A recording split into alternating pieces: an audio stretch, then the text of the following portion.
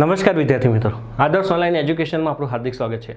મિત્રો, આગળના ભાગમાં આપણે ઇનપુટ મેથડ એડિટર, પછી અલગ અલગ પ્રકારના ગુજરાતી કીબોર્ડ આપણે અભ્યાસ કર્યો.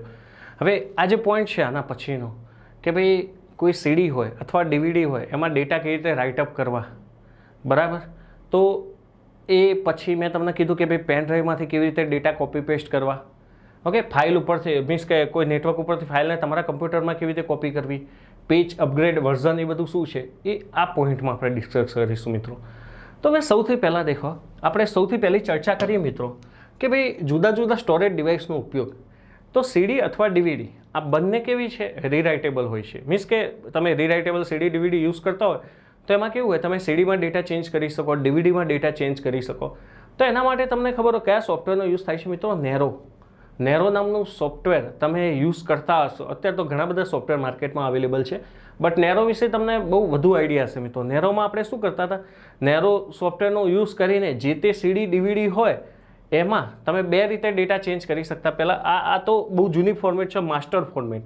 માસ્ટર ફોર્મેટમાં શું કહે છે, કોઈ પણ કમ્પ્યુટર પર સીડી કે ડીવીડી કે બ્લુરે પ્લેયર પર ડેટા જોવા પ્લે કરવા માટે આ ફોર્મેટ વપરાય છે. આ ફોર્મેટમાં ડેટા લખવા માટે તમારી હાર્ડ ડિસ્કમાં જેમાં લખવાનું છે તે હાર્ડ ડિસ્કની સાઇઝ કરતાં બમણી જગ્યા ખાલી હોવી જરૂરી છે. તમારે જેમાં સીડી કે ડીવીડીમાં અથવા હાર્ડ ડિસ્કમાં તમારે રાઇટઅપ કરવાનું હોય એના માટે ડબલ સ્પેસ હોવી જરૂરી છે. પછી એવું ના થાય કે ભાઈ સીડીની સ્ટોરેજ કેપેસિટી વધુ હોય, હાર્ડ ડિસ્કની ઓછી હોય. અને આ જે આવી લાઈવ ફાઇલ ફોર્મેટ સિસ્ટમ આવી ને એ વિન્ડોઝ એક્સપી પછીના કમ્પ્યુટરમાં છે. આ કંઈ જ નથી. જે લોકોએ સીડી ડીવીડી રાઇટ કરી હશે એ લોકો જાણતા હશે. હવે તમને પૂછે છે કે ભાઈ લાઈવ ફાઇલ સિસ્ટમ ફોર્મેટમાં ડેટા રાઇટઅપ કરવા હોય તો કેવી રીતે કરવાના, તો એની સિસ્ટમ આપેલી છે. જો તો શું કહે છે કે સીડી કે ડીવીડી રાઇટરમાં મૂકતા આપણે બાજુમાં પેલું તમને ખબર રાઇટર હોય છે, લેપટોપમાં ડેસ્કટોપમાં સીપીયુમાં હોય, બહાર નીકળે ત્યાં તમે સીડી કે ડીવીડી જે પણ રાઇટઅપ કરવી હોય એ મૂકી દો. શું કહે છે, મૂકતા ઓટોપ્લે ડાયલોગ બોક્સ તમારા કમ્પ્યુટરમાં આવશે, જેમાં બંધ file to disk using window explore પર ક્લિક કરો. બાજુમાં એક ઓપ્શન હોય છે, બંધ કરો સીડીના, મીન્સ કે રાઇટઅપ કરો. હવે આની ઉપર ક્લિક કરો. આમ કરવાથી ડિસ્ક લાઈવ ફોર્મેટ સિસ્ટમમાં ફોર્મેટ થાય છે અને ડિસ્કનું ખાલી ફોલ્ડર બની જશે. તમારે જે કોપી કરવી તેને એક પછી એક સાથે ખાલી ડિસ્ક ફોલ્ડરમાં ડ્રેગ કરો. એટલે હાર્ડ ડિસ્કમાંથી શેમાં કરો, ડિસ્કમાં ડ્રેગ કરો. ડ્રેગ એટલે ત્યાંથી ખેંચી લાવવા જે તે ડેટા. તેમ ફાઇલ ડ્રેગ કરતાં જેમ જેમ ફાઇલ આપોઆપ ડિસ્કમાં કોપી થતી જશે. ડિસ્કમાં શું થશે, કોપી. આ કંઈ જ નથી મિત્રો. હાર્ડ ડિસ્કમાંથી તમે તમારો જે ડેટા છે એ સીડી આઈધર ડીવીડી એમાં શું કરો છો, કોપી કરો છો. બજે જ પ્રોસેસને મેં ગુજરાતીમાં લખ્યું છે, બાકી કંઈ જ નથી. શું કહે છે, વિન્ડોઝ એક્સપ્લોરમાં સીડી કે ડીવીડી ડ્રાઈવ પર ક્લિક કરવાથી ટૂલબારમાં ક્લોઝ સેશન પર ક્લિક કરો. હવે તમારી ડિસ્ક બીજા કમ્પ્યુટર પર વાપરી શકો છો. એ જ કમ્પ્યુટર પર આઈધર તમારે બીજા કોઈ કમ્પ્યુટરમાં એ ડિસ્કનું કામ હોય તો એને તમે વાપરી શકો છો. આ માસ્ટર ફોર્મેટમાં સેમ પ્રોસેસ છે. એ જ પ્રોસેસ છે જે તમે લાઈવ ફોર્મેટ માટે યુઝ કરતા હતા. લાઈવ ફોર્મેટ એક્સપી પછી માટે યુઝ થાય. આ જૂની ફોર્મેટ છે. પેન ડ્રાઈવ આ કંઈ જ નથી મિત્રો. હવે હું તમને ખાલી કહી દઉં 2 જ મિનિટમાં કે પેન ડ્રાઈવમાંથી તમારા કમ્પ્યુટરમાં કોઈ હાર્ડ ડિસ્કમાં તમારે ડેટા ટ્રાન્સફર કરવા 2 રીતે કરી શકો. કેવી રીતે?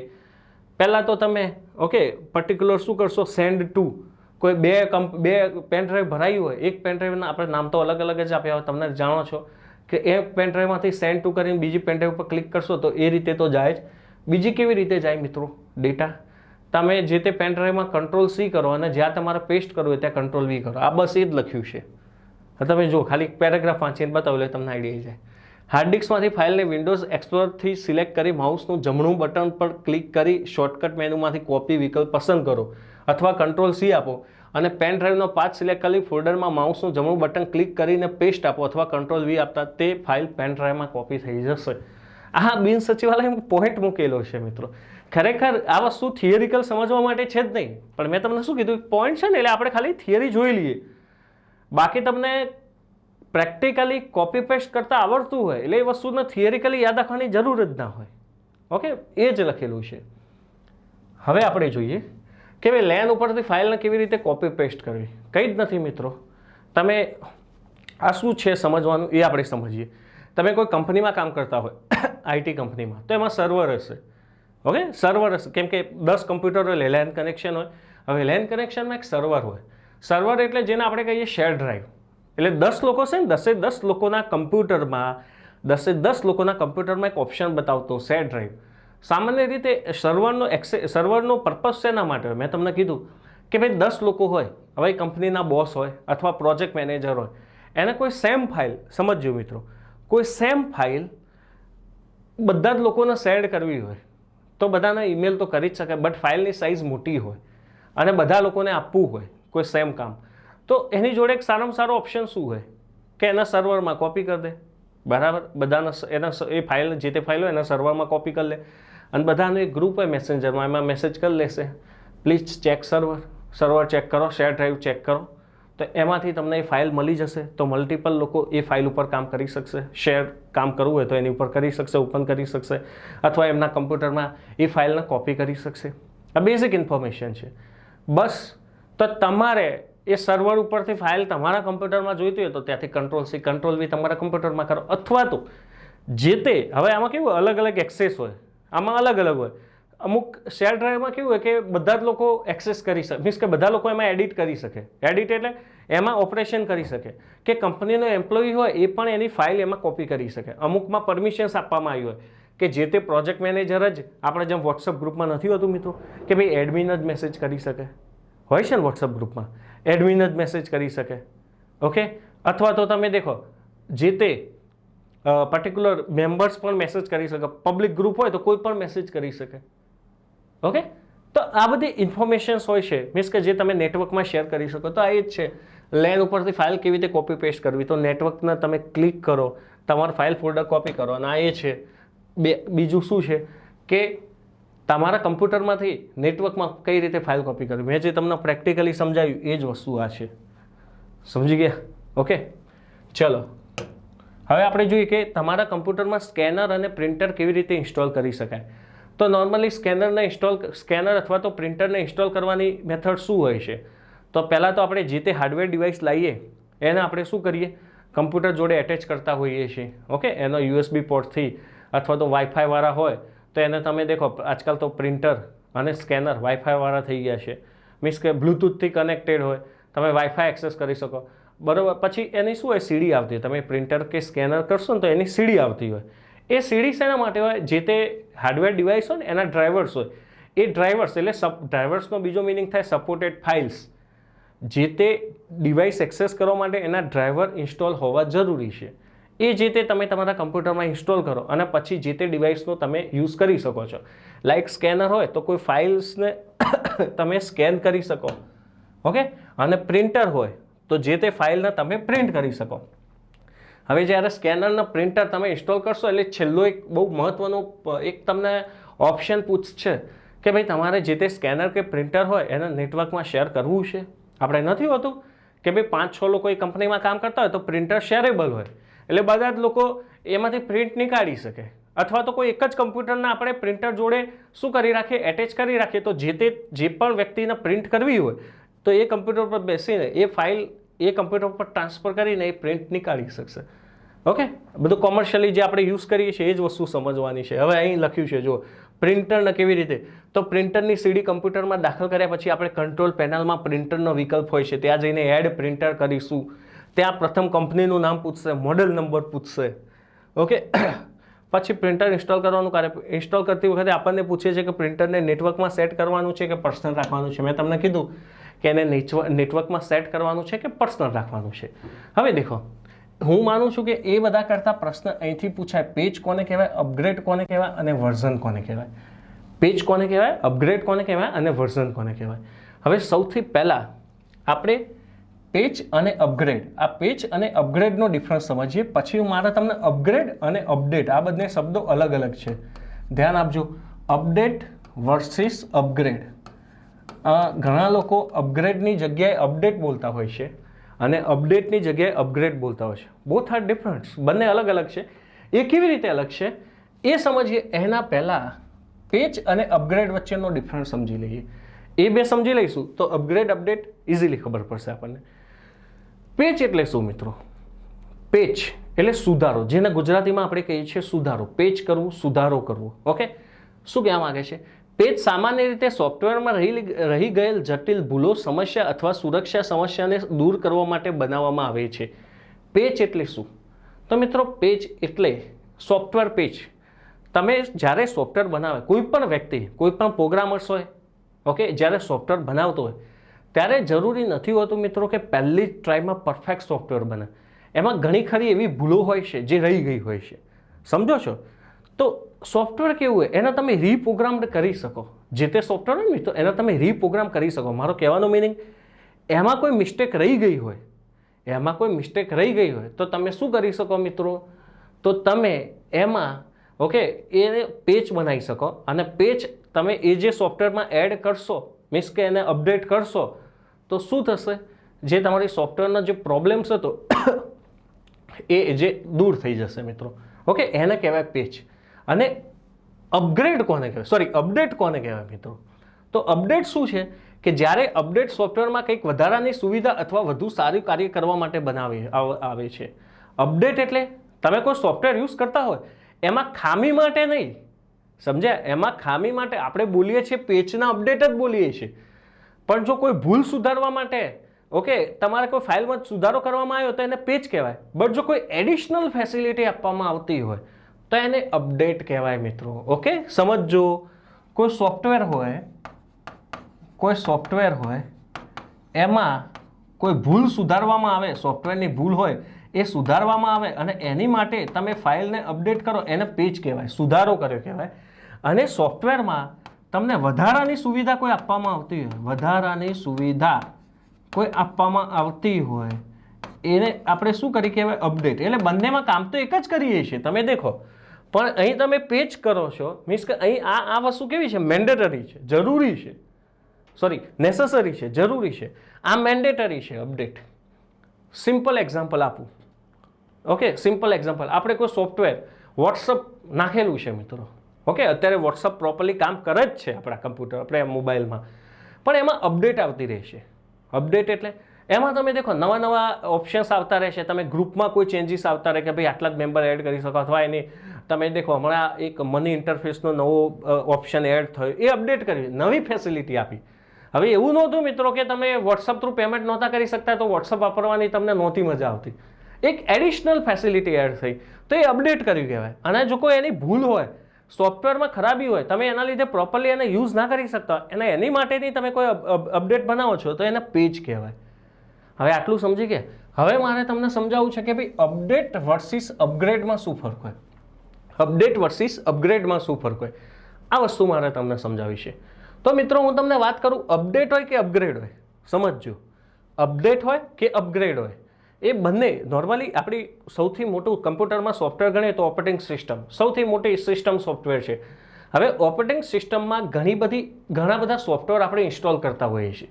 ઓએસમાં આપણે ઘણા બધા સોફ્ટવેર ઇન્સ્ટોલ કરતા હોય, ઘણા એના ઇનબિલ્ટ હોય, અને ઘણા આપણે બહારથી ઇન્સ્ટોલ કરતા હોઈએ. ઓકે, તો અપડેટ કોને કહેવાય ને અપગ્રેડ કોને કહેવાય, આ વસ્તુ સમજવાનો ટ્રાય કરજો. તો અપડેટ હોય મિત્રો, એ અપડેટ જે તે ઓપરેટિંગ સિસ્ટમમાં તમે સોફ્ટવેર ઇન્સ્ટોલ કરો છો ને એ સોફ્ટવેરમાં આવે. સમજી ગયા? અપડેટ એટલે જે તે સોફ્ટવેરમાં ચેન્જીસ આવે ને એને અપડેટ કહેવાય. અને અપગ્રેડ એટલે ઓપરેટિંગ સિસ્ટમમાં જે આખો ચેન્જ આવે, આખી નવી જ ઓપરેટિંગ સિસ્ટમ આવે, એને અપગ્રેડ કર્યું કહેવાય. શું કર્યું કહેવાય? અપગ્રેડ કર્યું. દેખો, નોર્મલી તમે પ્લે સ્ટોરમાં કોઈ એપ્લિકેશન્સને અપડેટ કરો છો, પ્લે સ્ટોરમાં કોઈ એપ્લિકેશન્સ હોય એને તમે અપડેટ કરો છો, તો એ તમે શું કર્યું? એક નવી અંદર એડિશનલ ફેસિલિટી એડ થઈ અપડેટ થવાથી. બટ અપગ્રેડ કોને કહેવાય?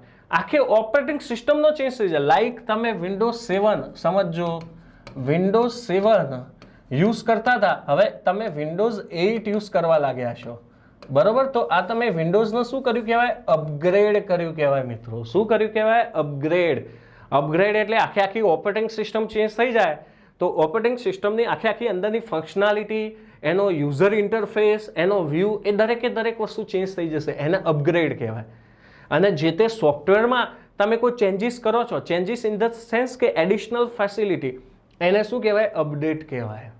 ઓકે, હવે દેખો અપડેટમાં કેવું હોય મિત્રો, અપડેટના કોઈ પૈસા હોય નહીં, એ તમને એક એડિશનલ ફેસિલિટી છે.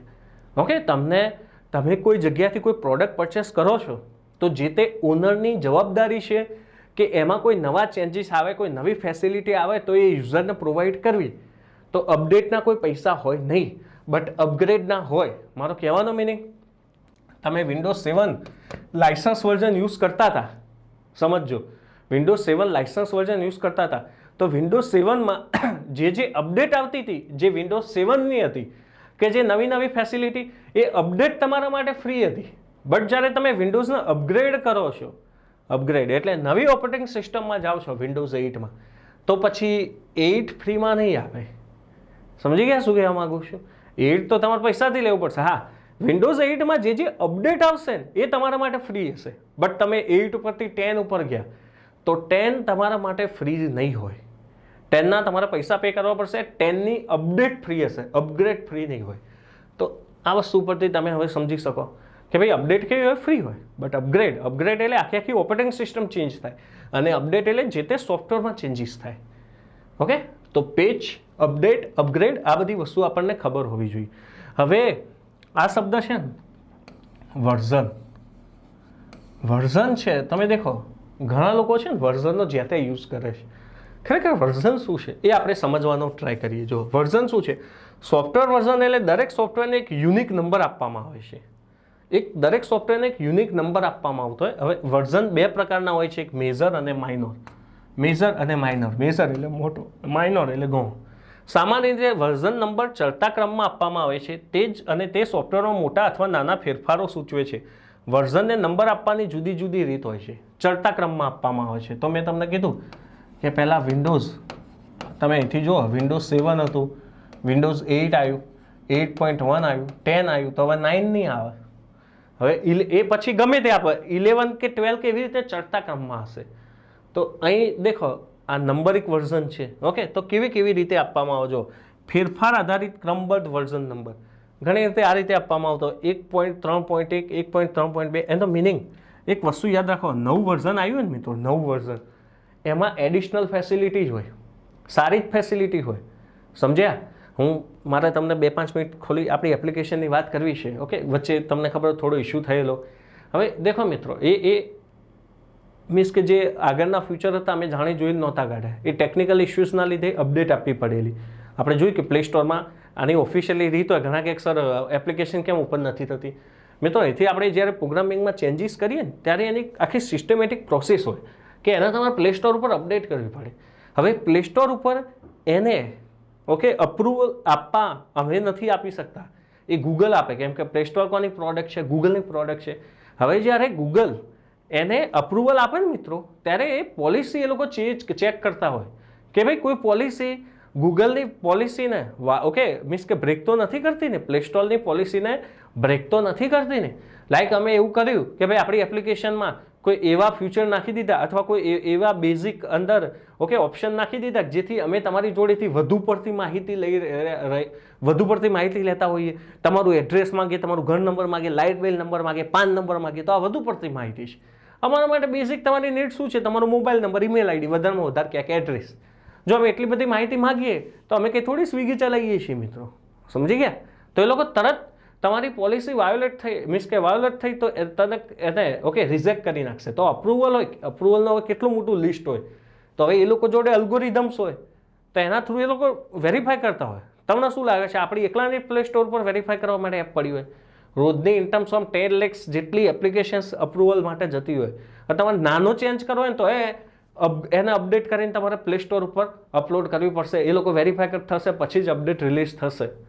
સમજી ગયા શું કહેવા માંગુ છું? તો અલગ હોય. સોફ્ટવેર ડેવલપમેન્ટ આધારિત વર્ઝન નંબર કેવા હોય? 0, આલ્ફા 1, રિલીઝ કેન્ડિડેટ 3, ફાઇનલ. તારીખ આધારિત વર્ઝન નંબર આ ઉબુન્ટુ 11.10, એનો મિનિંગ 11 ઓક્ટોબરનું રિલીઝ છે. ઓકે, તો તમને ખબર પડે કે લેટેસ્ટ કયું છે. સમજી ગયા? જે તે વર્ષ આપ્યું હોય પાછળ ટોટલ તમને ખબર પડે કે લેટેસ્ટ કયું છે. અને એક વસ્તુ છે કે જ્યારે પણ વર્ઝન નંબર ઉપર આપ્યું હોય, જો 7 થી 8, 8માં એડિશનલ ઓપ્શન જ એડ થયા, 8 થી 8.1. તમને ખબર છે કે થયું શું હતું? 7 થી જ્યારે 8 આવ્યું ત્યારે 8.1નું આખું UI અલગ હતું, પણ 8માં મેજર ઇશ્યુ શું આવ્યું? સ્ટાર્ટ મેનુ કાઢી નાખવામાં આવ્યું, પાછું 8.1માં લાવી દીધું. ઓકે, 10માં તો હતું જ. કેમ કે હવે શું થાય જ્યારે કોઈ આવી રીતે બેઝિક ઓપ્શન નીકળે મિત્રો, ત્યારે સ્વાભાવિક છે કે હોબાળો થશે. ઇન ધ સેન્સ કે એના રિવ્યૂ ખરાબ જશે. તરત એ લોકો જોશે કે ભાઈ ના, આ મેનુની ખરેખરમાં જરૂરિયાત છે. સમજી ગયા? તો ફરીથી પાછું એને સ્ટાર્ટ કરશે. ઓકે, તો અલગ અલગ આ તો પેજ અપગ્રેડ અને વર્ઝન આ પણ સમજાવવું જરૂરી હતું મિત્રો તમને. ઓકે, તો તમને આઈડિયા આવી ગયો શું કહેવા માગું છું. ઓકે, હવે આપણે વાત કરીએ યુટિલિટી સોફ્ટવેર કોને કહેવાય. તો નોર્મલી આપણે આ સોફ્ટવેર વિશે જાણીએ જ છીએ મિત્રો. ઓકે, તમને ખબર હોય પહેલું મેં તમને કીધું ડિસ્ક ક્લીનઅપ. આ ડિસ્ક ક્લીનઅપ શેના માટે હોય? તમે ઘણા બધા ડેટા ટ્રાન્સફર કરતા હોય, રિમૂવ કરતા હોય, તો એના લીધે શું હોય ઘણી બધી કેશ મેમરી કોઈ જગ્યાએ ભરાઈ ગઈ હોય, તો તમે ડિસ્ક ક્લીનઅપ કરો તો વધારાનો જે કચરો છે ને એ ઇરેઝ થઈ જાય અને તમને મેમરી ઓકે જે હાર્ડ ડિસ્ક હોય પર્ટિક્યુલર એમાં તમને ક્લીન કહેવાનો મિનિંગ ક્લીન ડેટા બતાવે. લખ્યું છે તમારા કમ્પ્યુટરમાં રહેલી બિનજરૂરી ફાઇલને દૂર કરવા માટે તમને ડિસ્ક ક્લીનઅપ નામની સુવિધા આપે છે. હાર્ડ ડિસ્ક પર વધુ સ્ટોરેજ અને તમારું કમ્પ્યુટર ઝડપથી કામ કરી શકે. જે બધો કચરો હોય એ ત્યાંથી રિમૂવ થઈ જાય. ઓકે, બિનજરૂરી ફાઇલો, વધારાની ફાઇલ જેવી કે ટેમ્પરરી ફાઇલ, રિસાયકલ બિનમાં ડિલીટ થયેલી ફાઇલ અને અન્ય બિનજરૂરી ફાઇલને દૂર કરે છે. ઇન શોર્ટ તમારા કમ્પ્યુટર પર જેટલો પણ કચરો હોય ને એ બધાને દૂર કરી નાખે. ડિસ્ક ક્લીનઅપ આ કેવું હોય ઓપરેટિંગ સિસ્ટમ સાથે જ આવે. એડિશનલ આપણે એને યુટિલિટી સોફ્ટવેર કહી શકીએ. તો જોકે ચર્ચા કરેલી જ છે. આ અંદરનો પોઈન્ટ હતો ને એટલે મેં ફરીથી લીધો. ઓકે, આપણા સિલેબસમાં હતો એટલે સ્કેન ડિસ્ક યુટિલિટી. ઓકે, તો આ સ્કેન ડિસ્ક યુટિલિટી શું છે કે આપણી સંગ્રહ ક્ષમતા ડ્રાઈવમાં ઘણીવાર ખરાબ સેક્ટર આવી જવાથી હાર્ડ ડિસ્ક ધીમી ચાલતી હોય છે અને એ કારણ અચાનક ઇલેક્ટ્રિક સપ્લાય બંધ થવાનું હોય. ડેસ્કટોપ યુઝ કરતા હોય તમે ઓકે અને અચાનક વારંવાર લાઇટ જતી હોય તો એને લીધે સેક્ટર ઉપર ઇફેક્ટ થાય મિત્રો. હાર્ડ ડિસ્ક ઉપર ઇફેક્ટ થાય. તમે હાર્ડ ડિસ્ક એક્સેસ કરતા હોય અને વારંવાર લાઇટ જતી રહે તો તમારા સેક્ટર બગડી જાય. તો એની લીધે હાર્ડ ડિસ્કમાં સાઇઝ હોય ને એ કરપ્ટ થઈ જાય. ઓકે, તો આ માટે આપણે સંગ્રહ ક્ષમતા ધરાવતા સાધનો હાર્ડ ડિસ્ક, ફ્લોપી ડિસ્ક વગેરેને સમયાંતરે ફોર્મેટમાં ગોઠવવાની જરૂરિયાત રહેતી હોય છે. તે હાર્ડ ડિસ્ક લાંબો સમય બરાબર ચાલે. વળી માહિતીને સર્ચ કરવામાં પણ ઝડપ રહેતી હોય છે. તો આ સ્કેન ડિસ્ક યુટિલિટી છે. એડિશનલ ફ્યુચર છે જે તમે સ્કેન કરો હાર્ડ ડિસ્ક કે પર્ટિક્યુલર ફ્લોપી ડિસ્ક કે જે પણ હોય તો તમારા જે ડેટા હોય ને એ વ્યવસ્થિત ફોર્મેટમાં ગોઠવાઈ જાય. ડિસ્ક ફ્રેગમેન્ટેશન આપણે કરતા હતા ને એમાં શું થાય કે અસ્તવ્યસ્ત થયા હોય તો એને એરેન્જ કરવા માટે ડિસ્ક ફ્રેગમેન્ટેશન આપણે કરતા હતા. ઓકે, તો હવે દેખો બેકઅપ યુટિલિટી. બેકઅપ બહુ જરૂરી વસ્તુ છે મિત્રો. ઘણી વખત એવું થતું હોય દેખો બેકઅપ તમને આપણા લેવલે સમજશો. દેખો આપણે કમ્પ્યુટરમાં એટલા બધા મેજર કામ નથી કરતા પણ તમે કોઈ કંપની તમે દેખજો મોટા મોટા ગૂગલ કંપની હોય એ એના બેકઅપ માટે આખા ડેટા વેરહાઉસ રાખે છે મિત્રો. કેમ? કેટલી બધી માહિતી હોય મિત્રો.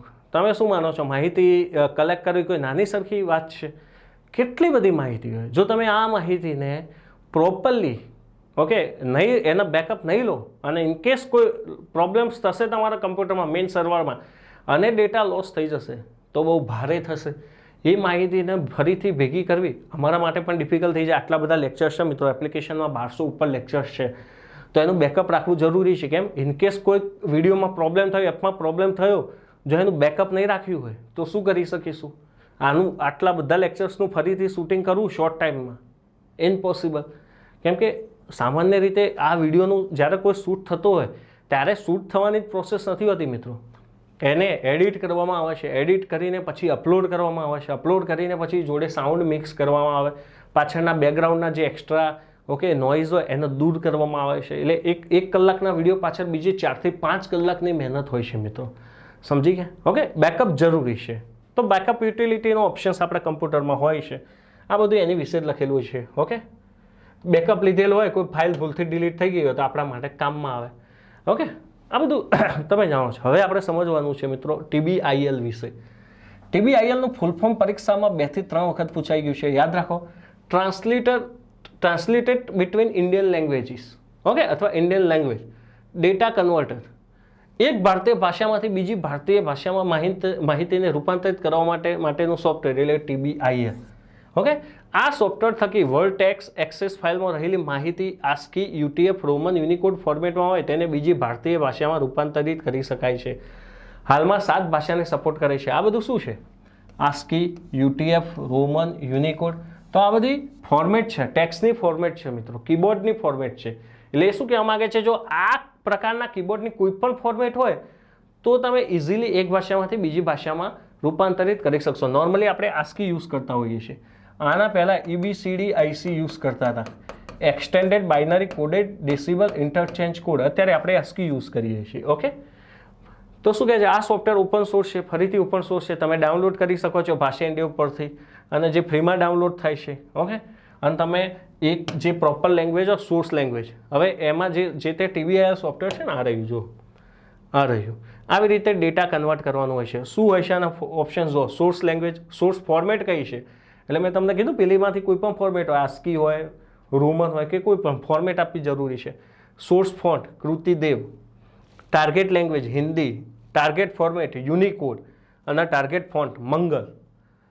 તમારા સોર્સમાંથી જે તે ફાઇલમાંથી જે તે લેંગ્વેજમાંથી બીજી લેંગ્વેજમાં ટ્રાન્સલેટ કરવું એ બધું તમારે ઇનપુટ આપી દેવાનું. ઓકે, સોર્સ આપણે જે ભાષામાં માહિતી લખી હોય તે ભાષાને સિલેક્ટ કરવાની હોય છે, જેમ કે હિન્દી, ગુજરાતી, તમિલ, અન્ય કોઈ ભાષા. સોર્સ ફોર્મેટ, અહીં આપણે ASCII, UTF, રોમન, યુનિકોડ જેવા વિકલ્પો જોવા મળે છે. સામાન્ય રીતે યુનિકોડ કે ASCII ઉપર ક્લિક કરી, મેં તમને કીધું ને અત્યારે ASCII યુઝ કરતા હોય, આપણે ક્યાં દરેક વસ્તુને રોમનમાં લખીએ છીએ મિત્રો. સોર્સ ફોન્ટ આપણે જે તે ભાષાના સોર્સ ઉપયોગ કર્યા હોય તે સિલેક્ટ કરવાના છીએ.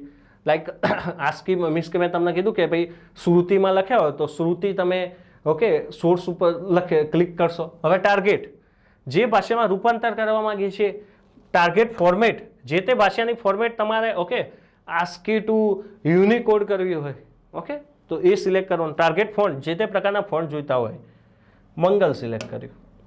આ બતાવ્યું, દેખો તમને આ કૃતિદેવ 030, બરાબર. તમને એવું થાય કે આવું કેમ નામ છે? જે તે લોકોએ ફોન્ટ શોધ્યા હોય એ લોકો એમના નામ ઉપરથી ફોન્ટના નામ આપતા હોય છે. સમજી ગયા? ઓકે, તમે એક્ઝિટ ઉપર ક્લિક કરશો તો ત્યાંથી નીકળી જશો. આ કેવી રીતે ઓપન કરવું બતાવ્યું, અને નેક્સ્ટ કરશો એટલે તમારી જે ફાઇલ છે, સ્ક્રિપ્ટ છે, એ પ્રમાણેની સીધી કન્વર્ટ થઈ જતી હોય છે. ઓકે, દેખો તો તમને આઈડિયા આવી ગયો કેવી રીતે કન્વર્ટ કરવું મિત્રો. આ એક સોફ્ટવેર છે TBIL. મેં તમને કીધું TBIL ખાલી તમારે એટલું યાદ રાખવાનું છે, એનું full form translated between Indian language. હવે અલગ અલગ ભાષામાં કન્વર્ટ કરે છે જે તે, અને મેં તમને એનું આ બતાવી દીધું. અને આ તમને નામ ઉપરથી ખબર પડી જાય સોર્સ ફોર્મેટ શું. અને આમાં ખરેખરમાં આ વસ્તુ તમારે પરફોર્મ કરવાની છે. આ સમજવાની નથી, લખીને નથી સમજવાની, ખબર પડી. પણ આપણે થિયરી લઈ લીધી છે જે જરૂરિયાતવાળી હતી મિત્રો. હવે આપણે જોઈએ મેન જે છેલ્લો પોઈન્ટ છે. મોટા ભાગના લોકો ટ્રબલ શૂટિંગ કરતા હોય છે. બહુ સિમ્પલ કન્સેપ્ટ છે મિત્રો ટ્રબલ શૂટિંગ. એટલે મેં આખી આ થિયરી લખી છે, તમે શાંતિથી વાંચજો. હું તમને 5 મિનિટમાં જ સમજાવી દઈશ ટ્રબલ શૂટિંગ એટલે શું. પહેલાં તો હું તમને કહું કે આ ટ્રબલ શૂટિંગ છે મિત્રો, નામ ઉપરથી જ ખબર પડી જાય. ટ્રબલ એટલે મુશ્કેલો, શૂટિંગ એટલે એને સોલ્વ કરવી, ફાયર કરવી. ઓકે, હવે દેખો આ જે છે ને એ યુટિલિટી સોફ્ટવેર છે. કેવું છે? Utility software. હવે યુટિલિટી સોફ્ટવેર કહું ને એટલે તમારા મગજમાં એક વસ્તુ ક્લિક થવી જોઈએ કે ઓપરેટિંગ સાથે ઇન્સ્ટોલ થઈ જાય છે તો એડિશનલ ફેસિલિટી તમને પ્રોવાઈડ કરે છે. હું એક જ એક્ઝામ્પલ આપીશ, એના થ્રુ તમે બધું જ સમજી જશો કે ટ્રબલ શૂટિંગ કોને કહેવાય. તો પહેલાં તમને કોઈ એક લાઇનમાં પ્રશ્ન પૂછે ઇન્ટરવ્યુઅર કે સર ટ્રબલ શૂટિંગ શાના માટે હોય છે, તો તમારા કમ્પ્યુટરમાં રહેલી હાર્ડવેર કે સોફ્ટવેર ખામીઓની દૂર કરવાની ફેસિલિટી ટ્રબલ શૂટિંગ પાસે હોય છે. જો તમારા કમ્પ્યુટરમાં કોઈ હાર્ડવેર રિલેટેડ પ્રોબ્લેમ કે કોઈ સોફ્ટવેર રિલેટેડ પ્રોબ્લેમ ઉદ્ભવે ત્યારે તમે ટ્રબલ શૂટની મદદથી પહેલાં તો એ કયો પ્રોબ્લેમ છે એ શોધી શકો છો, અને પ્રોબ્લેમનું સોલ્યુશન શું હોય એ પણ તમે શોધી શકો છો. સમજી ગયા શું કહેવા માગું છું? જો એક સિમ્પલ એક્ઝામ્પલ આપીશ એટલે તમને ખબર પડશે. પહેલાં તો હું તમને કહી દઉં ટ્રબલ શૂટ ક્યાં હોય છે. તો ટ્રબલ શૂટિંગ એ તમારા કંટ્રોલ પેનલમાં હોય છે મિત્રો. ઓકે, કંટ્રોલ પેનલ વિશે આપણે વિન્ડોઝ 7નું ચેપ્ટર સમજીશું, એમાં આપણે કંટ્રોલ પેનલ વિશે સમજવાના છીએ. તો મેં તમને કીધું ક્યાં હોય છે, તો કંટ્રોલ પેનલમાં હોય છે. ત્યાંથી જઈને તમારે એને ઓન કરવાનું હોય છે ફાયરવોલની જેમ. હવે શું હોય, લાઈક હું તમને એક એક્ઝામ્પલ આપું, એક્ઝામ્પલ થ્રુ આખું ટ્રબલ શૂટ સમજાવવા માગું છું. ઓકે, લાઈક તમે VLC પ્લેયર તમે જાણતા હો છો. VLC પ્લેયર એના માટે હોય છે તો તમારે કોઈ સોંગ પ્લે કરવું અથવા મૂવી પ્લે કરવું એના માટેનું સોફ્ટવેર છે. કયું? VLC player. શું છે? VLC player. સમજી ગયા? હવે VLC પ્લેયરમાં શું હોય કે જ્યારે તમે VLC પ્લેયરને ઓપન કર્યું, સમજો VLC પ્લેયરને ઓપન કર્યું, પ્લેયર કમ્પ્લીટ ચાલે છે, બરોબર. હવે એમાં કેવું છે કે તમને ચિત્ર દેખાય છે પણ અવાજ આવતો નથી. અવાજ આવતો નથી. તો તમે સૌથી પહેલાં શું ચેક કરશો? સૌથી પહેલાં આપણું મગજ ક્યાં જાય? સ્પીકર ઉપર. કે ભાઈ સ્પીકરમાં તો કોઈ પ્રોબ્લેમ નહીં હોય. હવે સ્પીકરમાં પ્રોબ્લેમ હોય તો આપણને કેવી રીતે ખબર પડી જાય? એ જ મૂવી તમે બીજા કોઈ કમ્પ્યુટરમાં, ઓકે, એ જ મૂવી તમે કોઈ બીજા કમ્પ્યુટરમાં પ્લે કરશો અને પ્લે થતું હોય, એનો મિનિંગ મૂવીમાં પ્રોબ્લેમ નથી. પિક્ચર તો દેખાય છે, અવાજ નથી આવતો. એનો મિનિંગ શામાં પ્રોબ્લેમ છે? સ્પીકરમાં પ્રોબ્લેમ છે. હવે સ્પીકરમાં પ્રોબ્લેમ હોય, કમ્પ્યુટર જાતે રિપેર ના કરી શકે, એના માટે તમારે બહારથી કોઈ હાર્ડવેર એક્સપર્ટ હોય એની એડવાઇસ લેવી પડશે. આ વસ્તુ સોલ્વ થઈ ગઈ. બટ ઘણી વખત શું હોય, VLC પ્લેયર પ્રોપરલી પ્લે ના થતું હોય, તમે ક્લિક કરો ને તો બંધ થઈ જતું હોય, અથવા પ્રોપરલી પ્લે ના થતું હોય, અથવા તો સ્પીકરમાં પ્રોબ્લેમ ના હોય. સમજ્યા? તમે એક કામ કર્યું, બીજું કોઈ તમે મૂવી ઓપન કર્યું, બીજું કોઈ મૂવી પ્લે થવા માંડ્યું, ખાલી પર્ટિક્યુલર એ મૂવીમાં જ તમારો અવાજ નથી આવતો. ઓકે, તો એનો મિનિંગ VLC પ્લેયરમાં કોઈ પ્રોબ્લેમ છે, કોઈ સોફ્ટવેરમાં પ્રોબ્લેમ છે, VLC પ્લેયરમાં પ્રોબ્લેમ છે. તો તમે ટ્રબલ શૂટ ફાયર કરશો તો તમને પેલી ગ્રીન કલરની લાઇન બતાવશે, ડિટેક્ટિંગ ધ પ્રોબ્લેમ. હવે ડિટેક્ટિંગ ધ પ્રોબ્લેમમાં તમને જે તે પ્રોબ્લેમ્સ હશે ને એ કહેશે, તમને કહેશે કે કોઈ નોર્મલ પ્રોબ્લેમ હશે ને જે ટ્રબલ શૂટના લેવલે રિપેર થઈ જાય તો ટ્રબલ શૂટ ઓટોમેટિક રિપેર કરી નાખશે. સમજો, નોર્મલ ઇસ્યુ હશે તો ટ્રબલ શૂટ ઓટોમેટિક શું કરી નાખશે? રિપેર કરી નાખશે. બટ તમને ટ્રબલ શૂટે કીધું કે ભાઈ VLC પ્લેયરના ડ્રાઈવર જેની સપોર્ટ ફાઇલ છે એ કરપ્ટ થઈ ગઈ છે, એની જે સપોર્ટ ફાઇલ છે એ શું થઈ ગઈ છે? કરપ્ટ થઈ ગઈ છે. તો હવે દેખો, ટ્રબલ શૂટ જે ડ્રાઈવર્સ છે, ઓકે, એની સપોર્ટ ફાઇલ એટલે એના ડ્રાઈવર્સ કરપ્ટ થઈ ગયા છે, તો ટ્રબલ શૂટ ડ્રાઈવર પ્રોવાઈડ નહીં કરી શકે. બટ તમને કહેશે ચેક ફોર ઓનલાઈન સોલ્યુશન, તમને કહેશે અને નીચે ઇન્ટરનેટની લિંક આપશે. જે તે સમયે જો તમારું ઇન્ટરનેટ ચાલુ હશે અને તમે ચેક ફોર સોલ્યુશન ઉપર ક્લિક કરશો તો શું થશે? ચેક ફોર સોલ્યુશન ઉપર ક્લિક કરશો ને તો તરત જ ઇન્ટરનેટ ઉપરથી VLC પ્લેયરના ડ્રાઈવર તમારા કમ્પ્યુટરમાં ઇન્સ્ટોલ થઈ જશે અને તમે ઇઝીલી VLC પ્લેયરને એક્સેસ કરી શકશો. આ સોફ્ટવેર સોલ્યુશન્સ આપ્યું. ઓકે, ઇન કેસ તમે હાર્ડવેરમાં પ્રોબ્લેમ જ ન તો તમને લખોત કે ભાઈ હાર્ડવેર ઇશ્યુઝ, તમને પ્રોબ્લેમ કહી દેત કે ભાઈ હાર્ડવેર ઇશ્યુઝ છે, તો તમે શું કરો? બહારથી જે તે વ્યક્તિની મદદ લો અને સ્પીકર રિપેર કરાવો અને તમારું VLC પ્લેયર કમ્પ્લીટ થઈ જાય. એટલે દેખો, આ તો મેં તમને કોમન મિસ્ટેક કીધી. આમાં કયા પ્રોબ્લેમ્સ થાય? તમારા કમ્પ્યુટરમાં જે CPU ફેન ચાલતો હોય એ પ્રોપરલી ના ચાલતું હોય તો પણ ટ્રબલ શૂટ તમને એ જે તે પ્રોબ્લેમ ફિક્સ કરવાનું કહેશે, અથવા તો તમે પ્રિન્ટરને ઇન્સ્ટોલ કર્યું હોય, પ્રોપરલી ઇન્સ્ટોલ ના થયું હોય, કોઈ ફાઇલ રહી ગઈ હોય ઇન્સ્ટોલ કરવાની, તો પ્રિન્ટ ના નીકળે, સ્કેન બરોબર ના થતું હોય, તો એ બધા પ્રોબ્લેમ કોણ ફિક્સ કરતું હોય છે? Trouble shoot. ટ્રબલ શૂટિંગ એટલે એક જ લાઇનમાં એવું કહી શકાય, તમને પ્રશ્ન પૂછે કે ભાઈ તમારા કમ્પ્યુટરમાં રહેલી હાર્ડવેર કે સોફ્ટવેરની ખામી કોણ ચેક કરે છે, અથવા કોણ તેને મીન્સ કે તેને પ્રોબ્લેમ સોલ્વ કરવાનો ટ્રાય કરે છે? નીચે વિકલ્પ આપ્યા, ફાયરવોલ, ટ્રબલ શૂટ. તો આપણો જવાબ આવે ટ્રબલ શૂટ. આ બધા મેં એ ઓપ્શન લખ્યા છે કે ટ્રબલ શૂટ કઈ બાબતોમાં તમને મદદ કરી શકે, કઈ બાબતોમાં. જો કોઈ વાર નવું હાર્ડવેર ઇન્સ્ટોલ કરતા હોય ત્યારે આપણે બરાબર ઇન્સ્ટોલ થઈ ન હોય તો તકલીફ ઉદ્ભવતી હોય તો એ ટ્રબલ શૂટ તમને ફાયર કરીને ઇશ્યુઝ બતાવો. જ્યારે કમ્પ્યુટરનો ઉપયોગ કરીએ પંખો ચાલુ રાખવો જરૂરી છે, નહીં તો અંદર ગ્રાફિક્સ, ઓકે, આ બધા સોલ્યુશન એ પ્રોવાઈડ કરે છે. Sound card, graphic card, keyboard, monitor cable, mouse cable, printer cable, scanner બરોબર યોગ્ય જગ્યાએ સેટ કર્યા છે કે નહીં તે તપાસવું જરૂરી છે. ના હોય તો ટ્રબલ શૂટ તમને એ બધા પ્રોબ્લેમ્સ બતાવી શકે. ઇન શોર્ટ, ટ્રબલ શૂટ શું છે મિત્રો? કે કમ્પ્યુટરમાં રહેલી હાર્ડવેર કે સોફ્ટવેરની કોઈ પણ ખામી હોય એ તમને બતાવે કે આ ખામી છે, એનું જરૂરી સોલ્યુશન. હા, પણ મેં તમને ઇન્ટરનેટની ફેસિલિટી કીધી, એ તમારે ઇન્ટરનેટનું કનેક્શન હોય ને તો જ બતાવશે ચેક ફોર ઓનલાઈન સોલ્યુશન. અને એની ઉપર ક્લિક કરશો, પછી ઓફલાઈન હોય તમે એમ કહો સર સોલ્યુશન કેમ નથી આપતું? કેમ કે તમે ઓફલાઈન છો. ઓકે, ઓનલાઈન હોય તો તાત્કાલિક તમારો પ્રોબ્લેમનું સોલ્યુશન આવી જશે. એટલે આઈધર હાર્ડવેર કે સોફ્ટવેર પ્રોબ્લેમ તમને નેટ ઉપરથી એનું સોલ્યુશન મળી જશે. નાની કોઈ હશે તો એ રિપેર કરશે, અને હાર્ડવેર હશે તો મેં તમને કીધું બહારની કોઈ હાર્ડવેર એક્સપર્ટની તમે સલાહ લઈ શકો છો. ઓકે મિત્રો, તો એક આ પ્રેક્ટિકલ એપ્રોચ હતો. આ ચેપ્ટર એટલું બધું ઇમ્પોર્ટન્ટ નથી, મેં તમને કીધું એટલી માહિતી યાદ રાખો, મોર દેન ઇનફ છે. Full form, even page upgrade, update, પછી આ ટ્રબલ શૂટ, ઓકે, ઇનફ છે. તો આ પોઈન્ટને આપણે અહીં સુધી રાખીશું. નવા પોઈન્ટ સાથે આપણે મિત્રો મળીશું. ઓકે, જય હિન્દ, જય ભારત.